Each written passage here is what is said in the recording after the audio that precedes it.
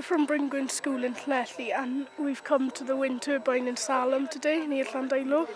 And from the outside it looks massive, and I'm just really interested to go inside and explore because I've never seen a wind turbine before. I was quite excited because I quite like learning about renewable resources and energy and just making the planet a bit better without poisoning it at the same time. Ni'n mor hapus heddi I fod gyda ysgol BRYNGWYN o Llanelli, ac mae'n mor bwysig bod pobl ifanc. Mae llawer o'n nhw'n gwybod mwy na fi I fod yn onest, ond mae nhw'n dysgu yn bwyty fel ni'n cynhyrchu trydan, a pan mae sim eisiau llosgi tanwydd ffosil dyddi hyn.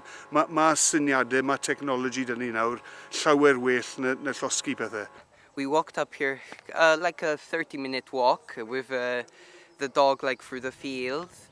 And when we came up here, we looked at the beautiful wind turbine, and we got inside and looked at the electrical cables and connections and all the transformers and all the technical stuff. And I think this is really good wind communities own their own electrical producers, and yeah, I think it's very beautiful.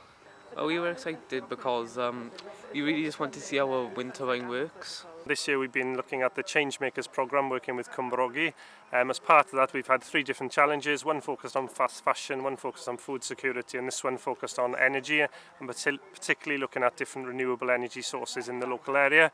So today's a fantastic experience to bring a group of learners up to Anishirgar and to have a look at the wind turbine here in Salem. We have looked also a little bit at solar farms in the locality, and again having these experiences firsthand allows the learners to have these experiences to shape their learning. Mae'n bwysig hefyd I nhw dysgu yn bwyty'r gwaith ni'n neud fel cwmni cymunedol, a bod bob ceiniog o elw ni'n neud o'r TYRBIN GWYNT yn mynd nôl I helpu'r cymuned, a lleihau y biliau, gweithio ar newid hinsawdd, a hefyd tlodi tanwydd yn y cymunedau. Today has been pretty interesting so far. We've learned quite a lot about how to raise money to actually build this wind turbine. I've learned that it's really helped the community and that it's really good for the environment as well. I didn't think we'd be learning so much about this. I thought we'd just learn about how wind turbines generate electricity, but we learned so much about community-owned things. I learned there's a massive support underground and that they're a lot larger than I previously thought they were. I did not know that there was a giant platform underneath, and I thought they were a bit taller though. Let me go down here or anything. You okay? So, welcome to Reading with the Wind Turbine. This has been spinning for 8 years now, as I say, and we've produced... Can anyone read these numbers for me? This is the current wind speed. What's that? 2.9 or 2.8. And what's the unit? Meters per second. Well done, very good. It's from Germany, and it can only this one can only produce 500 watts or kilowatts, but they're able to go up. This one is actually able to go up to 900 kilowatts. It just can't because the national grid can't take up that much power. So as you know, we've just walked to the top of a fairly large hill, and we're quite high up here now. So when we did our analysis about where to put wind turbines, this came out very well as a very windy site. And the reason it's windy is it's as high as we could possibly get planning permission. So you notice that all wind turbines tend to be on tops of hills, very few are in the valleys, and that's because the wind is uniform. It's stronger, the higher you go, the stronger the wind is. And there's a really lovely little word called fetch. We get it with offshore wind turbines as well.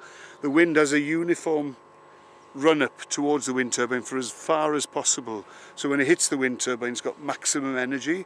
Whereas if you build it in a city, let's say, what happens there is the buildings and the trees and all the obstructions really mess up with the fetch of the wind. So by the time the wind arrives at the wind turbine, it's just all over the place. So there's very little energy to fire up the wind turbine. And that's why we put them on huge 50-metre columns, or as high as possible, because the wind up there is stronger than even the wind down here on top of the hill. I think that this is amazing, and I haven't seen one of these close up before, and it's really cool. I'm just very interested in electrics, and I'm thinking of being an engineer when I grow up. And I wanted to see the wind turbine, how it works, and all the things that are connected to it. I think it's very important because you don't want like in a few years time when like you're older and like the next generation are like having to do more stuff because we didn't look after the planet while we could and have the chances to do stuff like this. So I think it's very important. I think my generation thinks a lot of jokes a lot of about that it's the end of the world and it's going. But I think with power generation like this and people like these people over here and more innovation, I think we can do much better and save the planet.